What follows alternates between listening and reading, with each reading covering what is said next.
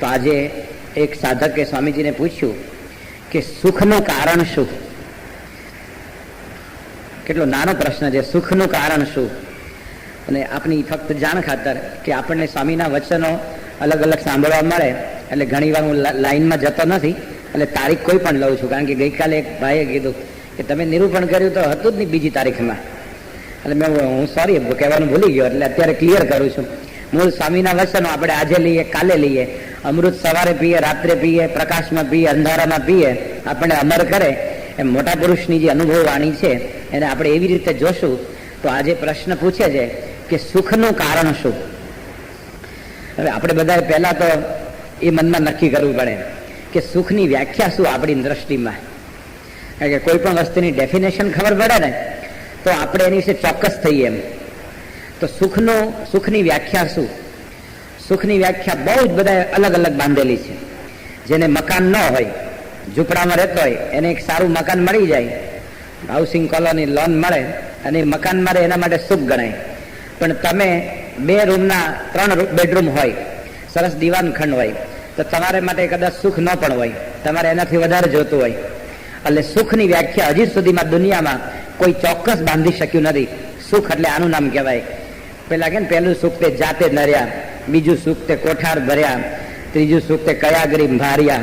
આ બધું બોલીએ છીએ આપણે, છતાં એમાં પણ ઘણાને પત્તો નથી પડતો. એમ તો સુખની વ્યાખ્યા શું બાંધવી? તો સુખ છે ને એવી વસ્તુ છે, બહુ ભ્રામક વસ્તુ છે. કલ્પનામાં આપણે આવે ને એવું છે. અને સુખની પાછળ માણસ હવાતિયા મારતો હોય છે અને સુખની પાછળ આપણે દોડીએ. ઘણી વાર એવું બનતું હોય છે કે સ્વામીજી ઘણી વાર કહે છે કે કસ્તુરી મૃગ છે ને એની ડ્યુટીમાં જ કસ્તુરી છે, પણ એ સુગંધ માટે બધે દૂર દૂર દોડે રાખે છે. એમ સુખ છે ને એ આપણી પાસે છે, પણ આપણે એ મૂળ ભૂલી જઈએ છીએ. એટલે ઘણી વાર કેવું હોય છે કે બગીચામાં પતંગિયા હોય સરસ કલરફુલ, અને નાનું છોકરું પતંગ પકડવા દોડે, પતંગિયું હાથમાં ન આવે, ત્યાં જાય તો બીજા પુષ્પો પર જાય, ત્યાંથી ત્રીજા પુષ્પો પર જાય, અને ઓલો દોડી દોડીને થાકી જાય. કેટલું દોડે! પતંગિયા તો કેટલું સરસ એકદમ હળવું ફૂલ હોય, એને શું વાર લાગે ઉડતા? અને આપણે થાકીને લોથપોથ થઈ જઈએ અને પછી આમ બાકડા પર બેસીએ કે જવા દો, નથી પકડવું. એમ આપણે શું નક્કી કરીએ? એમ નથી પકડવું પતંગિયાને, હાથમાં નથી આવતું એટલે. એમ કરીને આપણે બેઠા હોઈએ તો પતંગિયું છે ને આપણે ખભે આવી જાય, એ અહીંયા બેસવા આવી જાય. એમ સુખની પાછળ દોડીએ છીએ તો સુખ આપણે બાય બાય બાય બાય કરી લલચાવે છે. સુખ પેલા જે ઓલો ગધેડો હતો ને, એ ગધેડાના એક મોટું આમ લાકડી બાંધી કુંભારે, ગધેડા કરતા લાંબી, અને આગળના છેડે ગાજર લટકાયું. એટલે ગધેડો હાલે રાખે, ગાજર ખાવ, ગાજર ખાવ, ગાજર ખાવ. તો જેટલું હાલે એટલું ગાજર દૂર થતું જાય. એને આ કેવું? એમ મારે જે ખાવું હોય તો 5 ડગલા ભરું અને કોઈ પણ લીલું ઘાસ છે મોઢામાં આવી જાય. આ તો મારી આંખ સામે દેખાય છે અને હું ગાજર પકડવા જાઉં છું. જેમ નજીક જાઉં એમ ડિસ્ટન્સ તો ઘટતું જ નથી, એટલું ને એટલું રહે છે. એમ સુખનું પણ એવું છે. આમ લાગે હું સુખને પકડી લઉં, સુખને હાથમાં લઈ લઉં. તો સુખની વ્યાખ્યા દુનિયામાં બહુ જ અલગ અલગ છે, ઘણી બધી લોકોએ બાંધેલી છે. અને આપણે દુનિયામાં જેને સુખી માન્યા હોય છે એ લોકો ખૂબ દુઃખી હોય છે. એવું કહેવાય છે કે ચાર્લી ચેપ્લિન આખી દુનિયાને હસાવતો હતો, પણ એનું પોતાનું પર્સનલ જીવન બહુ કરુણ હતું. એમ અતિ કરુણ હતું. એમ જેટલા લગ્ન કરે નિષ્ફળ ગયેલા, કોઈને પ્રેમ નહોતો આપી શકતો, કોઈનો વિશ્વાસ રાખી નહોતો શકતો, અને ચારે બાજુથી એને ડિપ્રેશન હતું. એમ ચાર્લી ચેપ્લિનનું મૂળ ઘટના એ છે કે બધાને હસાવતો હતો. પણ એવું પણ કહેવાય છે કે ટ્રેજેડી હોય ને એ જ્યારે ક્લાઇમેક્સ ઉપર જાય ને પછી કોમેડી શરૂ થાય છે. એમને કોઈ હાસ્ય નથી ઉપજતું.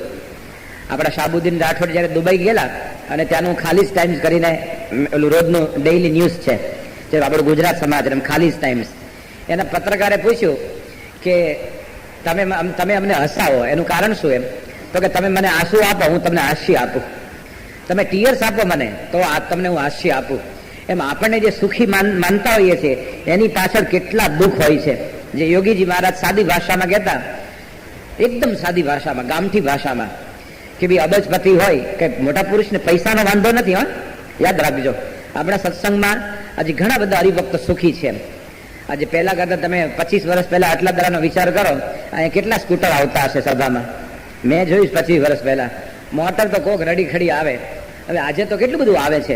એનો અર્થ કે બાપાની દયાથી હરિભક્તો સેવા કરે છે એમ સુખી થાય છે. તો એ તેની સગવડ ગણાય. શું ગણાય? આપણે જે લઈએ છીએ સ્કૂટર, મોટર, એ બધી જરૂરી વસ્તુ છે. એમ કે સુખનું મૂળ નથી, એમ એને સુખી ન કહેવાય. તો યોગીજી મહારાજ કહેતા કે કરોડપતિ કે અબજપતિની છાતી ઉપર આપણે શેર ખીચડી મૂકીએ અને કોલસા ન હોય, લાકડા ન હોય, ગેસ ન હોય, કોઈ પણ જાતની ઉર્જા શક્તિ વિના એ ખીચડી ચડી જાય. લો, તો એનું કારણ શું? અહીંયા ધગધગે છે એકદમ. એનો અર્થ કે કૃષ્ણકર શાસ્ત્રીજી એવું કહેતા કે માણસ એર કન્ડિશનમાં બેસે પણ અંદરની કન્ડિશન દેખાય છે આપણને?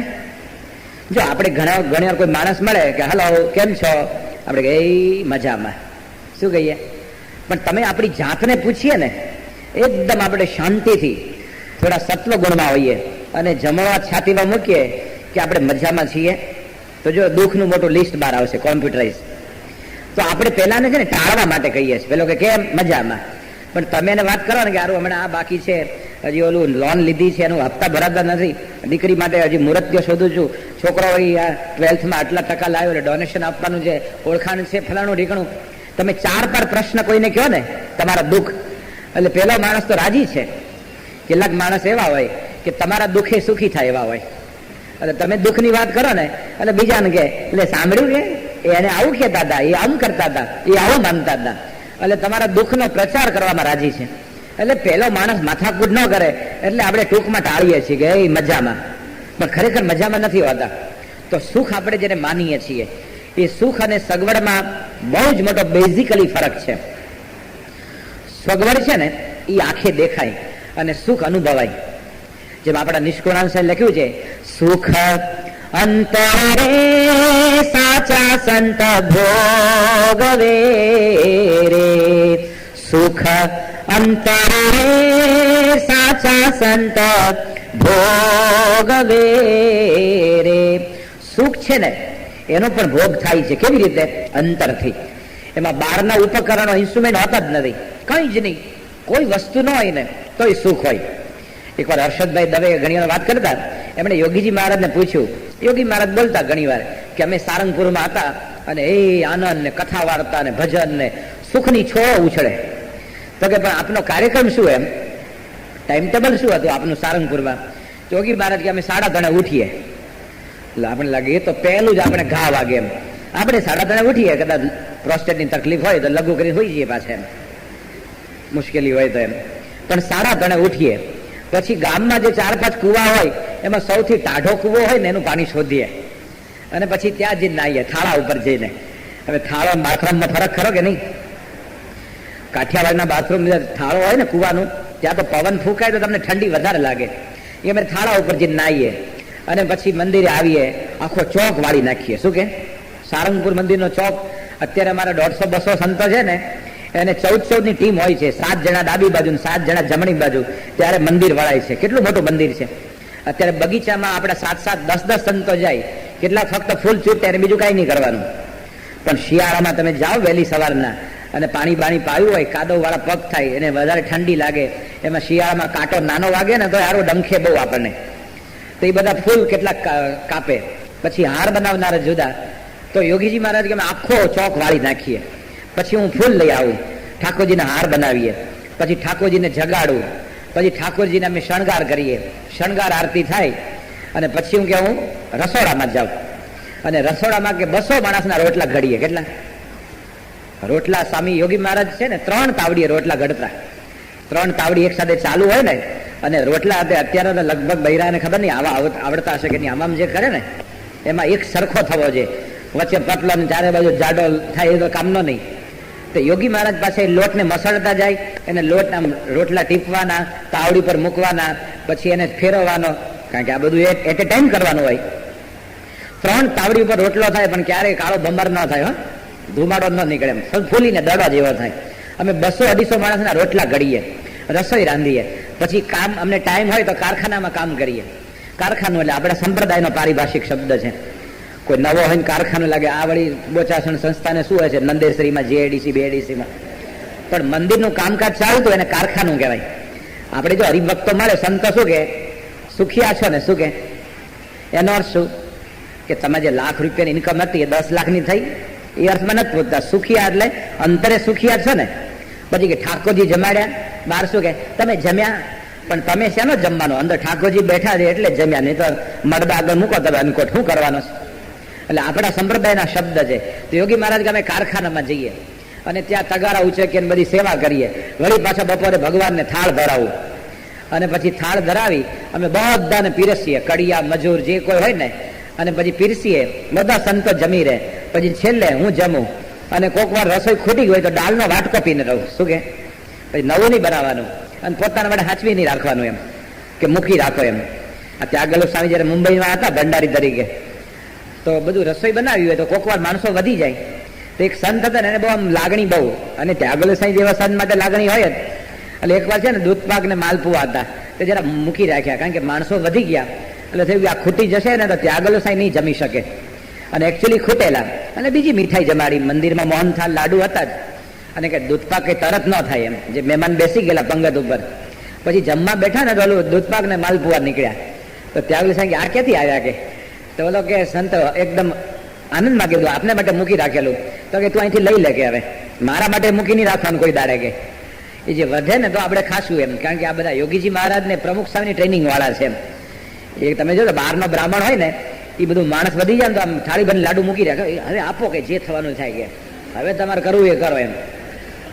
આ તો સનનું હૃદય છે એમ. યોગી મહારાજ કે હું દાળનો વાટકો પીને રહું અને પછી બપોરે કથા કરું, અને કથા કરે અને બપોરના 2-2:30 જેવું થઈ જાય, કારણ કે બધા જે જમે એના વાસણ કઈ કોઈ મજૂરો હતા નહીં, વાસણ જાતે ઉટકવાના, અને અડધો કલાક આમ થાંભલે ને ટેકો દઈને બેસું, અને અલગ જલગ ઊંઘ આવી ન આવી ત્યાં તો બપોરનું ફ્રૂટ સુધારવાનું હોય, ઠાકોરજીને જગાડવાના હોય, ઠાકોરજી જાગે એટલે વળી પાછા રોટલા ઘડવાના, સાંજ માટે જમાડવાના, અને રોટલા ઘડું, અને પછી સાંજે આરતી કરીએ, થાળ ધરાવીએ, છેલ્લી આરતી થાય એટલે ફરી બધાને જમાડું, બધા જમી લે એટલે વાસણ ઉટકું, પછી બધાને કહું હાલો કથા માંગે.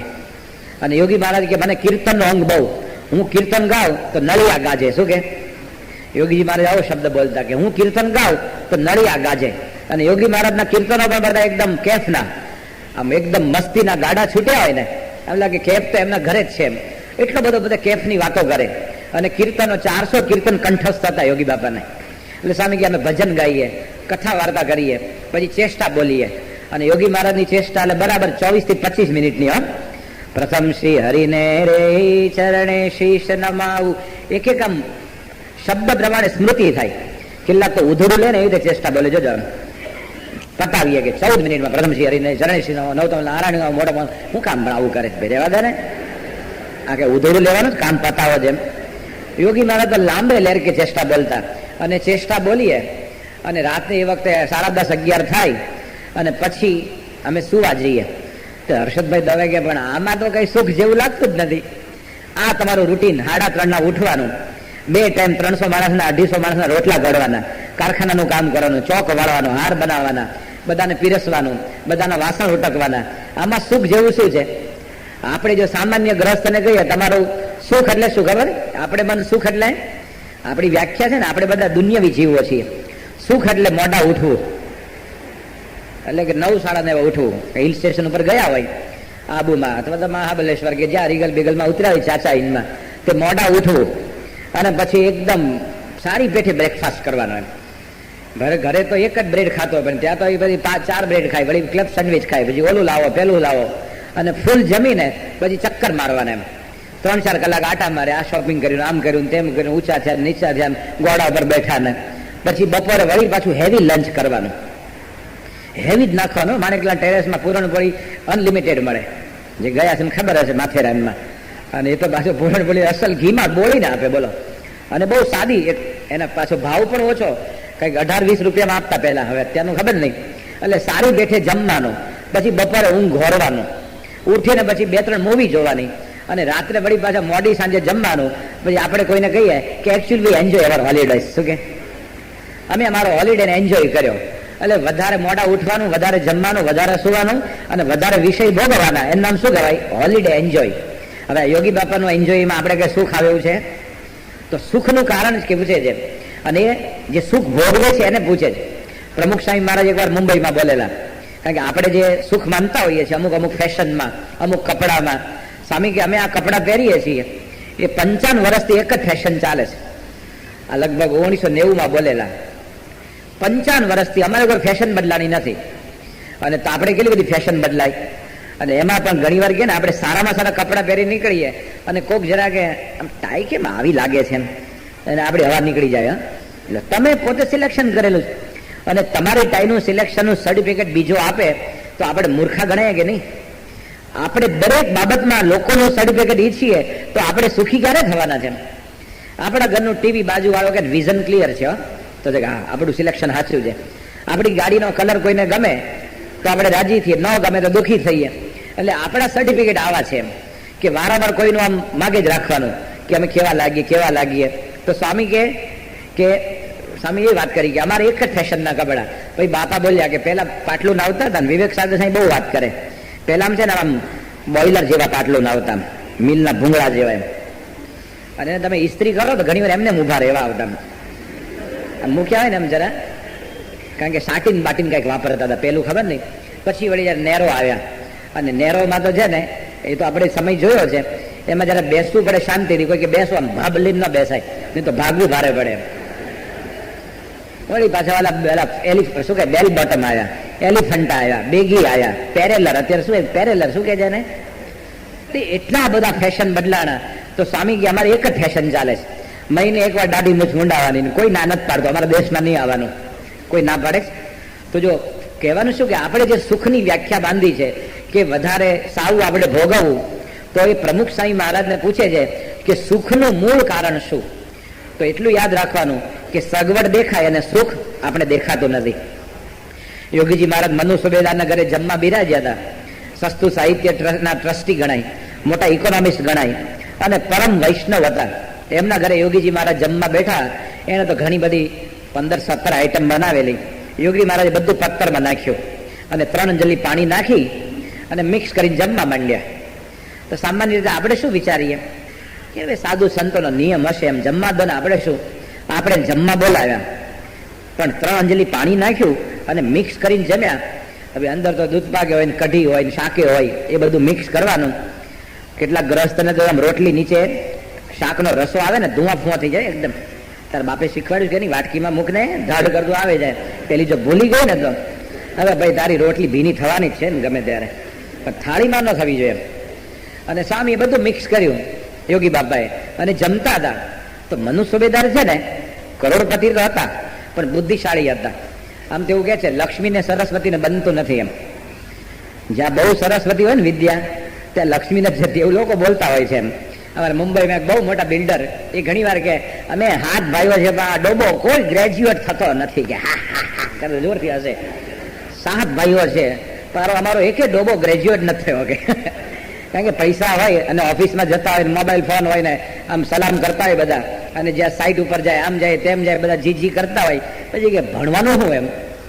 લક્ષ્મીને સરસ્વતીને બનતું નથી. પણ આ સુબેદાર હતા ને, એને યોગી મહારાજના મોઢાની આભા જોઈ, તે જ જોયું, એટલે બુદ્ધિશાળી હતા ને. નહીં તો આગળ કીધું ને કે બુદ્ધિશાળી નથી હોતા કેટલાક. અને એક ફ્રેન્ચ કહેવત છે કે તમે પૈસાદારો હો ને તો તમે બુદ્ધિશાળી છો, તો તમે ટ્રીકી છો, તો તમે મુત્સદ્દી છો, તો તમે કલાકાર છો, તો તમે બધું જ છો. સર્વે ગુણા કાંચન માશ્રયંતે. અબજોપતિ હોય ને ડફોળ જેવો, એ હાવ ચાલુ 4થા ધોરણનો જોક મારે તો હસવું પડે. આપણે હા શું તમે ક્યાંથી લાવ્યા, હા બહુ ફાઇન છે. હવે ભંગારના પેટનો હોય સાવ જોક, તો હસવું પડે તમારે, કારણ કે એ અને તમે પૈસાથી હસો છો. બોલો, હાવ 4થા ધોરણનો કીધો હોય ને તો આપણે હસવું પડે. એટલે આ મનુ સુબેદાર બુદ્ધિશાળી હતા. જેમ સુરદાસે છે ને આ જે સરસ્વતી લક્ષ્મી બનતું નથી એનું એક પોતાના પદમાં લખ્યું છે, ઉધો કરમન કી ગતિ ન્યારી, સદન દિયા જલ ભરી ભરી રૈયા, સાગર કે વિધ ખારી, ઉધો કરમન કી ગતિ ન્યારી, મોરખ મોરખ રાજે કીને, પંડિત ફિરત ભિખારી, ભિખારી પંડિત ફિરત ભિખારી, सूर श्याम मिलने की आशा, छिन छिन बीतत भारी उधो कर मन की गति न्यारी. સુરદાસ કે છે મૂરખ મૂરખ રાજે કીને, મૂર્ખાઓ રાજ કરે, પંડિત ફિરત ભિખારી. એ એમએલએ હોય ને મેજોરિટી મિનિસ્ટર થાય, એનો સેક્રેટરી આઈએસ ઓફિસર રહેલો, પેલા સહી કરતા ન આવડે. હમણાં રાષ્ટ્રપતિની ચૂંટણીમાં 42 તો મત કેન્સલ કર્યા એમપીના. જે ડફોળને તમે ચૂંટો છો કેટલા પ્રજાની ઉપર, એને મતદાન કરતા નથી આવડતું. લો, એ આપણા પ્રશ્ન હું રજૂ કરવાના છે. 42 ના તો કાઢી જ નાખવા પડ્યા. તો મૂરખ મૂરખ રાજે કીને, પંડિત ફિરત ભિખારી, સુર શ્યામ મિલને કી આશા, છીન છીન બીતત ભારી. કે ભગવાન આપણે મળી જાય ને તો આ બધા પ્રશ્નનો અંત છે બધું, બાકી કોઈ પ્રશ્નનો અંત નથી. તો સુખનું મૂળ એ શું છે એ જો આપણે જાણ્યું હોય તો આપણે ઘણીવાર, જે ડોક્ટર સાહેબ વારંવાર વાત કરે છે, વિવેક સાગર સાહેબ બાપાની હાજરીમાં બોલેલા કે કિંગ સોલોમન કદાચ કબરમાંથી ઊભો થાય ને તો ડોક્ટર સાહેબ બચમાં લઈ લે કે ઓ ડોક્ટર સાહેબ તમે મને યાદ કર્યો એટલે કોઈએ યાદ નથી કર્યો. હા, કિંગ સોલોમન ગયો પછી એને આટલી બધી વાર યાદ કર્યો હોય તો ડોક્ટર સાહેબ યાદ કર્યો છે. અને ડોક્ટર સાહેબ કે આપણે દ્રષ્ટાંત લેવું તો શ્રેષ્ઠ લેવું, વચલા ન પકડવા. એમ જેની વાત કરવી એ શ્રેષ્ઠ કરી. તો જેને આપણે સુખી માનતા હોઈએ છીએ, એવું કહેવાય છે કે આખા વિશ્વમાં શિપિંગ કોર્પોરેશનમાં જેનું નામ હતું એરિસ્ટોટલ ઓનાસિસ, જે ગ્રીકનો હતો, એનો દેશ ગ્રીસ હતો અને પોતે ગ્રીક હતો. એરિસ્ટોટલ ઓનાસિસ એટલો બધો અબજોપતિ તો શબ્દ નાનો પડે. આખા વર્લ્ડમાં શિપિંગ કોર્પોરેશનમાં એ દાદો માણસ ગણાય. અને એરિસ્ટોટલ જ્યારે મરી ગયો ત્યારે એમના પત્ની હતા, જે ઘણા જે જૂના માણસોને ખ્યાલ હશે, એમના પત્નીને કેનેડી સાથે રોમાન્સ શરૂ થયેલો. એટલે તરત તમને રેફરન્સનું કોન્ટેક્ટ ખબર પડશે કે ઓનાસિસ કોણ છે એમ. કારણ કે મને જનકભાઈ દવે એ ફોર્બ્સ મેગેઝિન આપેલું થોડા 5-1 વર્ષ પહેલાનું. એરિસ્ટોટલ મરી ગયો ત્યારે એમની દીકરી હતી ક્રિસ્ટીના ઓનાસિસ. એને કેટલી મિલકત મળી ખબર? જો આપણે જો મિલકતને સુખ માનતા હોઈએ તો એને મિલકત લગભગ એ વખતે 10,000 કરોડ રૂપિયા મળ્યા, રૂપીઝમાં ગણીએ તો. અને દરેક દેશમાં બંગલા, લંડનમાં બંગલો, તો કાર્ડિફમાં, સ્કોટલેન્ડમાં ખરો, વેલ્સમાં ખરો, તો પછી જીનીવામાં, એમ્સ્ટરડમમાં ખરો, ફ્રેન્કફર્ટમાં ખરો, બ્રસેલ્સમાં ખરો, કોપનહેગન, જ્યાં જાય ત્યાં મોટા મોટા બંગલા પાછા. અને બંગલા એટલે પાછળ સ્વિમિંગ પુલ હોય, ગાર્ડન હોય, ટેનિસ કોર્ટ હોય, એને આ બધા બંગલા મોટા મોટા. અને પોતાની લક્ઝરી લાઇનર શિપ, પોતાની પ્રાઇવેટ, અને પ્રાઇવેટ પ્લેન જ્યાં જવું હોય ત્યાં ઉપડે. અને આટલી બધી સંપત્તિ પણ કોઈ દેશમાં 4 દિવસથી વધારે ન રહે, કારણ કે બોર્ડમ લાગે, કંટાળો લાગે. એટલે સ્વિટ્ઝરલેન્ડથી બીજે ઉપડે, ત્યાંથી આમ જાય તેમ જાય. હવે આપણે કેટલાય માણસો તરસાલી મને અહીંયા રહેતા હશે, કેટલા વર્ષથી, અમે 50 વર્ષથી અહીંયા જ છીએ. મૂવ થઈને ક્યાં જાય બિચારો? એને મૂવ થયો હોય તો ભાઈ બહુ દૂર જવું પડે. ગોરવા ને ગોત્રી નોલી બાજુ જાય, આ બાજુ થોડું અવાય છે હલકાપુરી બાજુ, ને ત્યાં રહેતા હોય. અને પ્રાઇવેટ પ્લેન એટલે શું ગણાય? આપણે તો આ વિનંતી બસ સ્ટોપ હોય છે ને, જે ગવર્મેન્ટે પાટિયા લટકાવેલા છે, વિનંતી બસ સ્ટોપ એટલે પેસેન્જર આમ કરે તો ડ્રાઈવરની ફરજ છે કે ઊભું રાખવું. એમાં તમે જો દુર્દશા, ઘણી વાર તમે પૈસા દઈને જર્ની કરવાના છે પણ આમ કરો ને તો એ ડ્રાઈવર લોટકો હોય. ઘણી વાર આમ તમારી નજીક આમ સ્લો કરે પણ ઊભી ન રાખે, પછી ગેર દબે ગતિ ઉપાડે. અને તમને થોડું દોડો 5-6 પગથિયા, તમે 5-6 પગલા દોડો અને બસ ઉપડી જાય. અને પછી પોતાના કાચમાંથી તમારી દશા જોવે આમાં એની શું થયું. લો, હવે આ જીએસઆરટીસી, ગુજરાત રાજ્ય પરિવહન નિગમ, એના બાપની બસ નથી, કંડક્ટરની, પણ એ ડ્રાઈવર ઊભી નથી રાખતો. તે પ્રાઇવેટ પ્લેનનો વિચાર આવે આપણને? પ્રાઇવેટ પ્લેન જ્યાં જવું હોય ત્યાં. અને આટલા બધા કરોડો રૂપિયાની માલિકણ હતી, પણ ક્રિસ્ટીનાએ 3 લગ્ન કર્યા, 3 લગ્ન જીવન નિષ્ફળ ગયા. જે પરણે ને એ પ્રેમ નો આપે, પૈસા ઉપર ડોળો કે આ કેમ હડપ કરી જાવ. 3 લગ્ન નિષ્ફળ ગયા. અને હમણાં જ એને થોડા વર્ષો પહેલા આપણે કહીએ ને સ્વતંત્ર થકા ધામમાં ગઈ. આમ તો ભગવાન જ જઈ શકે છે, અને સુસાઇડનો આ સારો શબ્દ છે. એમ સ્વતંત્ર થકા ધામમાં ચાલી ગઈ, સ્લીપિંગ પિલ્સનો ઓવરડોઝ લીધો અને મરી ગઈ. અત્યારે એની છોકરી એથિના છે. હમણાં 2 વર્ષ પહેલા જે Guinness book of world record, જેમાં પ્રમુખ સ્વામી મહારાજે માસ્ટર બિલ્ડર ઓફ ધી સેન્ચુરીનું જે બિરુદ આપવામાં આવ્યું છે, એમાં જ આ છોકરીનું નામ છે કે દુનિયાની યંગેસ્ટ કોઈ છોકરી હશે કે જે અબજોપતિ હોય, એમાં એથિનાનું નામ છે. એ એથિના નાની હતી, એને કોઈ કિડનેપ ન કરે એના માટે $30 કરોડ વીમો હતો. કેટલા? $30 કરોડ. એને લપસની ઉપરથી લપસવું હોય ને તો પહેલા એના સીઆઈડી બધા પહોંચી જાય. એને કંઈક ગુલ્ફી ખાવી હોય તો તરત ઓલા સૂંઘે. હવે નાનું છોકરું તો મુક્ત હોય, રમતિયાળ હોય, તો આ બધા ભેગા જ ફરતા હોય. એને પોતાનું સ્વતંત્ર જીવન નહીં. અને જો આટલું બધું અબજોપતિ હતા, 10,000 કરોડ રૂપિયા ઓનાસીસે આજથી 35 વર્ષ પહેલા આપેલા, એટલે કે આપણું નર્મદા પ્રોજેક્ટ એકલી પૂરું કરે જો આપ્યા હોત તો એમ એ વખતે એમ. છતાં એના જીવનમાં દુઃખ આવ્યું. એનો અર્થ એ થયો કે આપણે જે સુખનું કારણ સમજીએ છીએ, સંપત્તિ, પૈસા, વૈભવ, બુદ્ધિ, એ ખરેખર સુખનું મૂળ કારણ નથી. એટલે પ્રમુખ સ્વામી મહારાજને પૂછે છે કે સુખનું કારણ શું? તો પ્રમુખ સ્વામી મહારાજ આપણે જે આગળ કીધું ને કે અનુભવ સિદ્ધ વચન બોલે છે, જ્ઞાન થાય તે. જો સ્વામીજી કેટલું આટલા જ્ઞાન થાય તે 5 જ અક્ષર થયા ને, પણ જ્ઞાન થવું કેટલું મુશ્કેલ છે અને થાય પછી કેટલો આનંદ છે. અત્યારે શ્રાવણ મહિનો આવ્યો, કાલે સોમવાર છે. ગઈકાલે અમારે અટલાદરામાં રાત્રે ગીતા શરૂ થઈ ગયા. આવે રાત્રે બધા જોર જોરથી ભજન વાગતા હતા. એટલે આખો શ્રાવણ મહિનો હાલશે. ભાદરમાં પાછળ ગણપતિ ઉત્સવ થશે અને નવરાત્રિમાં તો હાલને બેરુજીએ રૂડી નોરતાની રાત છે. એટલે 3 મહિના સુધી ગાજવાનું છે બધું.